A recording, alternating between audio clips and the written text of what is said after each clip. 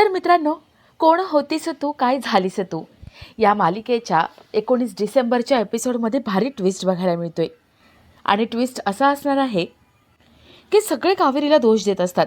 कावेरीमुळे निशाचं लग्न मोडलंय, कावेरी निशाला तिच्या बॉयफ्रेंडला भेटायला घेऊन गेली आहे, असं काही काही बोलतात. आणि कावेरीला सांगतात की कावेरी, आता दाखव तू सिद्ध करून की हे सगळं खोटं आहे.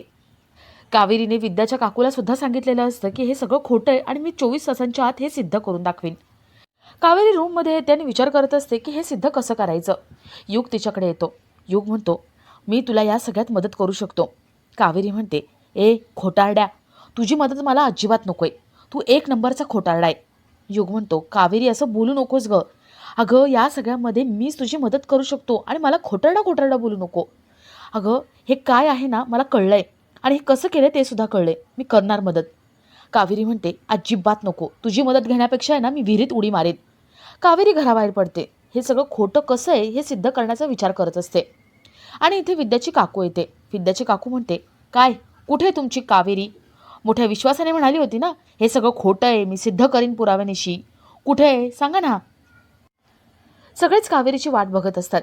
आणि कावेरी इथे रस्त्याने जात असताना एक गाडी तिच्या समोर येते आणि त्यातले काही गुंड त्या कारमधून उतरतात आणि कावेरीला किडनॅप करून घेऊन जातात. आता युगला हळूहळू का होईना पण घरातल्यांविषयी कावेरीविषयी काहीतरी वाटू लागले. आता कावेरीची मदत युग कशी करतो हे बघण्यासारखं असेल. तर ह्या सगळ्याची सुरुवात कशी होते ते थोडक्यात पाहू. की निशा कावेरीला तिच्या बॉयफ्रेंडबद्दल सगळं सांगते. कावेरी म्हणते, लाव आता समीरला फोन आणि मला त्याच्याशी बोलायचे. निशा समीरला फोन लावते आणि फोन स्पीकरवरती टाकते. निशा समीरला सांगते की माझ्या कावेरी वहिनीला तुझ्याशी बोलायचे, प्लीज एकदा बोलून घे ना आपल्या लग्नाविषयी. समीर चिडचिड करतो आणि निशाला उद्धटपणे काय काय बोलत असतो. समीर म्हणतो, ए माझं डोकं खाऊ नको, मी तुला आधीच सांगितलेले, माझ्या नादी लागू नको, माझ्याशी बोलू नको. तरी पण तुला माझ्याशी बोलायचं आहे ना. मी तुझं लग्न मोडण्यामध्ये काहीही करू शकत नाही आणि मी तुझा कोणी नाही आहे. मूर्ख कुठली, तुला सांगितलेलं कळत नाही ना, चल फोन ठेव. समीर तिचा अपमान करून फोन ठेवून देतो. निशा खूप रडायला लागते. कावेरी निशाला समजावते. कावेरी म्हणते, निशा अगं तो मुलगा तुला भेटणार नाही आहे आणि तो तुझ्याशी लग्न करणार नाही. त्याच्या बोलण्यावरून लगेच कळलं, प्रेम वगैरे त्याचं काही नाही तुझ्यावरती. प्रेम तर खूप वेगळी गोष्ट आहे गं, मैत्रीसुद्धा करण्याच्या लायकीचा नाही आहे. त्यामुळे या सगळ्यातून बाहेर पड आणि नव्याने स्वतःचं आयुष्य सुरू कर. विद्याचा भाऊ खूप चांगला आहे, तो तुला सुखात ठेवेल. जरा विचार कर, करशील ना लग्न. निशा म्हणते, हो मी लग्नाला तयार आहे. निशा लग्नाला तयार आहे हे ऐकून कावेरीच्या जीवात जीव येतो. कावेरीला माहिती असतं की युग आणि निशा यांचं आधी बोलणं झालं होतं. कावेरी युगचा विचार करते. युगने निशाला समजवण्याच्या ऐवजी तिला पाठिंबा दिला आणि तिच्या बॉयफ्रेंड तिचं लग्न लावून देण्याचं ठरवलं होतं. म्हणून आता युगलाच अद्दल घडवायची असं कावेरी ठरवते. तर इथे सुलक्षणा ती चिठ्ठी बघत असते. सुलक्षणा विचार करते की ही बाई अजूनही आपल्या मागे लागली आहे. बाप रे, काय करायचं, खूप खुनशी बाई आहे ती, कुठल्याही थराला जाऊ शकते. सुलक्षणा खूप घाबरलेली असते. ती पाणी प्यायला घेते आणि तिच्या हातातून ग्लास खाली पडतो. तो ग्लास फुटतो आणि त्याच्या काचा सुलक्षणाच्या पायात घुसतात.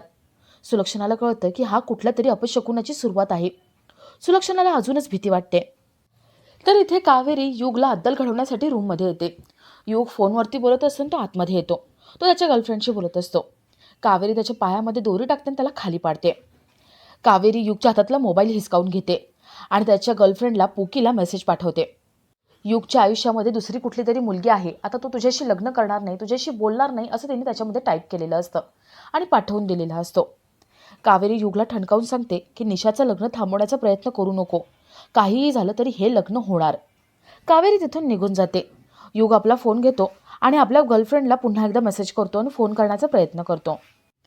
तर इथे खाली विद्याची काकू येणार असते आणि लग्नाचा मुहूर्त काढणार असतात. गुरुजी आलेले असतात. सगळे विद्याच्या काकूची वाट बघतात. विद्याची काकू तिथे येते आणि ती म्हणते, यापुढे आम्हाला फोन वगैरे काही करत जाऊ नका. सगळ्यांना धक्का बसतो. सगळे विचारतात, तुम्ही असं का बोलताय. विद्याची काकू निशाचा फोटो दाखवते आणि सगळ्यांना सांगते की बघा, ही तुमची निशा कशी रंग उधळते बाहेर. तुम्ही सगळे मिळून आम्हाला फसवण्याचा प्रयत्न करत होतात ना, बघा तुमच्या निशाचा अफेअर आहे. युगही तिथे आलेला असतो. युग तो फोटो बघतो आणि त्याला एकदम धक्का बसतो. सगळे शॉकमध्ये असतात.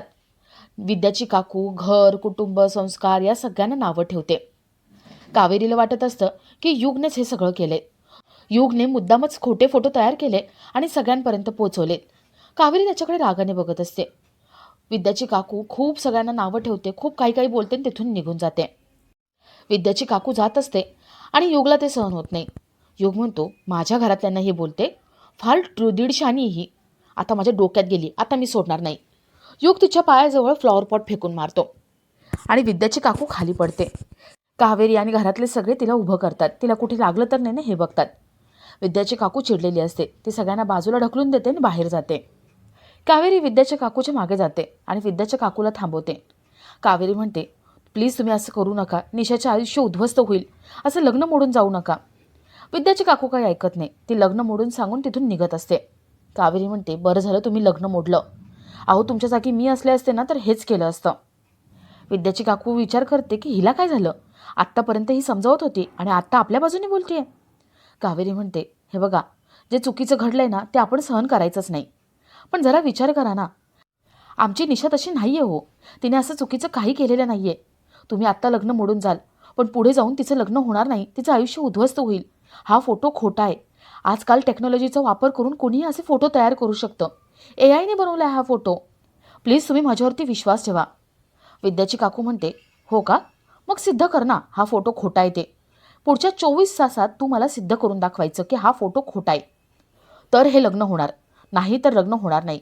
कावेरी म्हणते, चालेल, मी हे चॅलेंज घेते. पुढच्या 24 तासात मी तुम्हाला सिद्ध करून दाखवणार की हा फोटो खोटा आहे. विद्याची काकू निघून जाते. कावेरी आतमध्ये येत असते. तर इथे आतमध्ये सगळेच रडत बसलेले असतात. निशाचं अफेअर आहे आणि तिने काही सांगितलं नाही, त्यामुळे सगळ्यांनाच वाईट वाटतं. आणि त्यात विद्याची काकू एवढं सगळं बोलून गेली, लग्न मोडून गेली. निशाचं तिसऱ्यांदा लग्न मोडले. आता निशाचं कसं होणार ही सगळ्यांना काळजी लागलेली असते. युगला सुद्धा सगळ्यांसाठी वाईट वाटत असतं. अमृता फोटो बघते आणि अमृता सगळ्यांना म्हणते, जरा बघा हा फोटो, जरा नीट बघा, म्हणजे कळेल. हा कधीचा फोटो ना तुम्हाला सगळ्यांना कळेल. सगळे तो फोटो नीट बघत असतात. अमृता म्हणते, निशाने हा ड्रेस कधी घातला होता? परवा, कावेरीसोबत बाहेर जाताना. म्हणजे निशा तिच्या बॉयफ्रेंडला भेटली तेव्हा कावेरीसुद्धा तिथे होती. अमृता अजून व्यवस्थित फोटो बघते आणि तिथे कावेरीचा पदर दिसतो.